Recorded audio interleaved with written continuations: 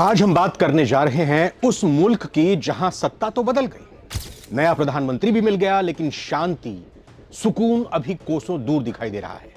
बांग्लादेश में तारिक रहमान ने प्रधानमंत्री पद की शपथ तो ले ली है, लेकिन शपथ लेते ही उन्होंने एक ऐसा दांव खेला है जिसने ढाका से लेकर दिल्ली तक सबको चौंका दिया है। एक तरफ भारत के जेएनयू में पढ़े खलीलुर रहमान को विदेश मंत्री बनाकर भारत को दोस्ती का संदेश दिया गया है, तो दूसरी तरफ इसी नियुक्ति ने बांग्लादेश की आर्मी और नई सरकार के बीच जंग छेड़ दी है। दोनों आमने सामने आ गए हैं। आर्मी चीफ और विदेश मंत्री के बीच यह किस तरह का तख्ता पलट का इल्जाम अब लगाया जा रहा है खुलेआम। आखिर क्यों तारिक रहमान ने शपथ लेते ही जुलाई चार्टर पर यू टर्न ले लिया, वही जुलाई चार्टर जिसको लेकर वोटिंग के साथ एक और मत डाला गया था बांग्लादेश के तमाम वोटर्स की तरफ से कि वो क्या देश का संविधान बदलना चाहते हैं, और उन्होंने देश के संविधान को बदलने पर अपना फैसला सुनाया था। लेकिन अब तारिक रहमान कह रहे हैं जाओ, नहीं बदल रहा, और यह भी समझेंगे कि क्या अब जमात इस्लामी तारीख की सरकार को गिरा देगी। अगले कुछ मिनटों में हम यही सारी चीजें और खबरें डिकोड करने की कोशिश करेंगे जो बांग्लादेश का भविष्य तय करने वाली है, और भारत और बांग्लादेश के बीच में सारे समीकरणों को समझाकर आपको बताएंगे। चलिए सबसे पहले बात करते हैं उस चेहरे की जिसकी चर्चा तारिक रहमान से भी ज्यादा हो रही है। वो है डॉक्टर खलीलुर रहमान। बांग्लादेश के नए विदेश मंत्री हैं, लेकिन इनकी नियुक्ति के साथ ही एक नया लफड़ा शुरू हो गया है। जी हां, रिपोर्ट्स के मुताबिक खलीलुर रहमान की नियुक्ति से उनके आर्मी चीफ यानी बांग्लादेश के आर्मी चीफ वो नाराज हो गए। आगे बढ़ते हैं। नाराज क्यों हुए? उनका नाम है आर्मी चीफ का वकार उज जमा। वो बिल्कुल भी खुश नहीं। इससे पहले वो मोहम्मद यूनुस से भी खुश नहीं थे, लेकिन इस तरह की तू तड़ाक वाली बात उनकी और मोहम्मद यूनुस के बीच नहीं हुई थी जो अभी शपथ लेने के 24 घंटे के भीतर शुरू हो चुकी है। पर्दे के पीछे की कहानी दरअसल समझिए यह है कि आर्मी चीफ पर सॉफ्ट कूप यानी विद्रोह करने का, तख्ता पलट करने की कोशिश का इल्जाम लगा था, और खलीलुर रहमान वही शख्स हैं जिन्होंने खुलकर आर्मी के बढ़ते दखल का विरोध किया। थोड़े समझते हैं इसको। ये खलीलुर रहमान जब मोहम्मद यूनुस थे उस वक्त भी उनको महत्वपूर्ण जिम्मेदारी दी गई थी, और उस वक्त खलीलुर रहमान ने बांग्लादेश के सेना प्रमुख पर यह इल्जाम लगाया था कि आप तख्ता पलट करने जा रहे हो, आप तख्ता पलट करने वाले थे। मोहम्मद वकारुज्जमा जो हैं सेना प्रमुख, उन्होंने कहा था कि ऐसा नहीं है।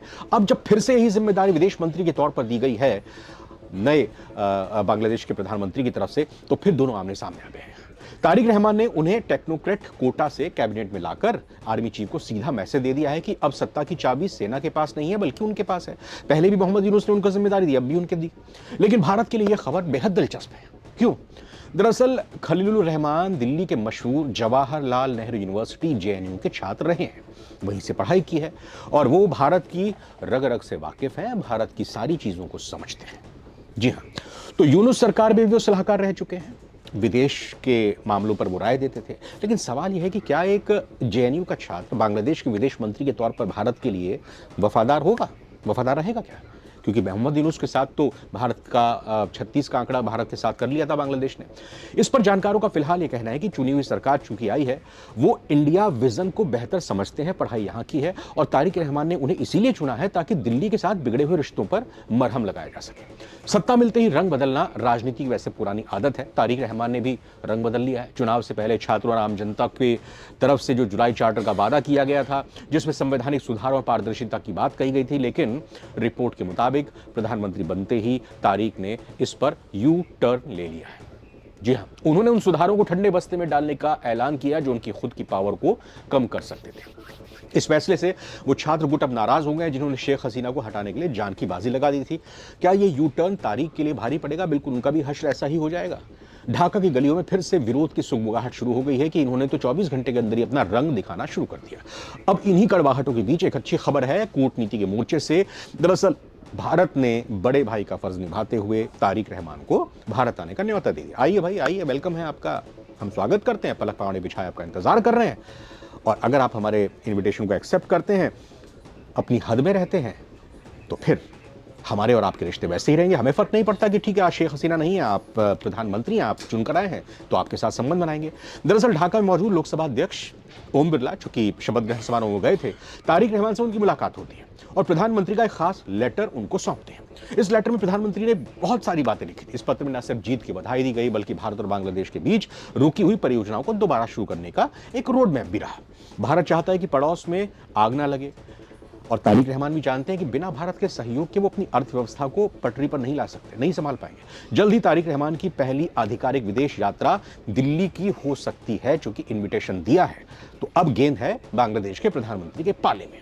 लेकिन तारिक रहमान की राह में सबसे बड़ा कांटा अभी भी जमात इस्लामी है। भले ही धूल चटा दी हो, इलेक्शन में पब्लिक का सपोर्ट नहीं मिला हो, लेकिन जमात इस्लामी जैसे ही तारिक ने शपथ ली, जमात के अमीर ने खुलेआम कह दिया हम अल्लाह के सिवाय किसी से नहीं डरते। इसका मतलब क्या हुआ? अच्छी बात है, आप इबादत करते हैं जिनकी, आप उनके अलावा किसी से नहीं डरते, उनका आशीर्वाद आप सबके ऊपर, रहमो करम आप सबके ऊपर रहे।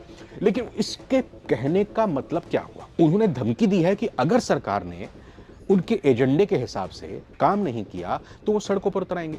यानी कि जमात सरकार में चुनकर नहीं आई, हार गई, और वो बीएनपी से तारिक रहमान से कह रहे हैं कि अगर हमारे एजेंडे पर काम नहीं किया तो हम सड़कों पर उतर आएंगे। जमात पर के पीछे पाकिस्तान का हाथ है। ये क्या पूरी की पूरी पाकिस्तान की साजिश है? वैसे जमात इस बात से भी नाराज है कि तारिक ने अपनी कैबिनेट में अल्पसंख्यकों और उदारवादियों को जगह दी है। जमात और बीएनपी का यह पुराना गठबंधन अब दुश्मनी में बदलता हुआ दिखाई दे रहा है। अगर जमात सड़कों पर उतरती है तो बांग्लादेश में फिर से हिंसा का दौर शुरू हो सकता है।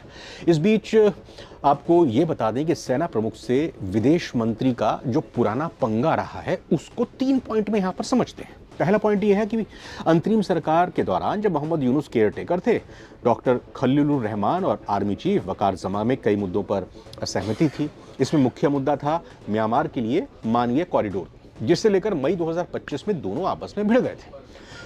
खलीलुर रहमान इसका समर्थन कर रहे थे तो आर्मी चीफ ने खुलकर विरोध किया था कि भाई हम क्यों अपनी जगह म्यांमार से दे दें, जबकि ये साहब जिनको जिम्मेदारी दी गई थी मोहम्मद यूनुस की तरफ से, वो कह रहे थे नहीं नहीं कोई बात नहीं हम दे देते हैं। और उसका नुकसान होता, समझिए उसका नुकसान होता भारत को। अगर म्यांमार का रास्ता खोल दिया जाता तो सीधा म्यांमार का रास्ता बांग्लादेश से जुड़ जाता, भारत से जुड़ जाता, चीन के लिए रास्ता बन जाता, चीन के लिए और आसानी भारत की पास और नजदीक आने पर हो जाती।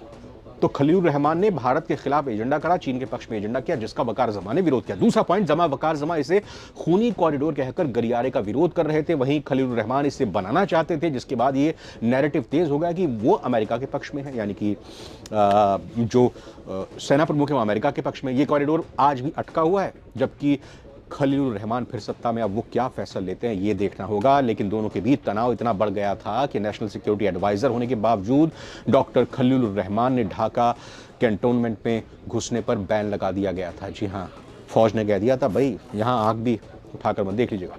तो बांग्लादेश में तारीख राज शुरू तो हो गया है, लेकिन एक कांटों का ताज है। एक तरफ आर्मी चीफ से रार है, दूसरी तरफ जेएनयू वाले मंत्री से भारत को साधने की कोशिश, और पीछे से जमात का खंजर है। आपको क्या लगता है, क्या जेएनयू के छात्र रहे खलीलुर रहमान भारत और बांग्लादेश की दोस्ती को नई ऊंचाई पर ले जा पाएंगे? अपनी राय कमेंट में जरूर दीजिएगा। और क्या 5 साल पूरे कर पाएंगे बीएनपी के प्रमुख प्रधानमंत्री तारिक रहमान? ये कमेंट जरूर दीजिएगा, इंतजार रहेगा। फिलहाल सारी दुनिया में आज इतना ही। नमस्कार।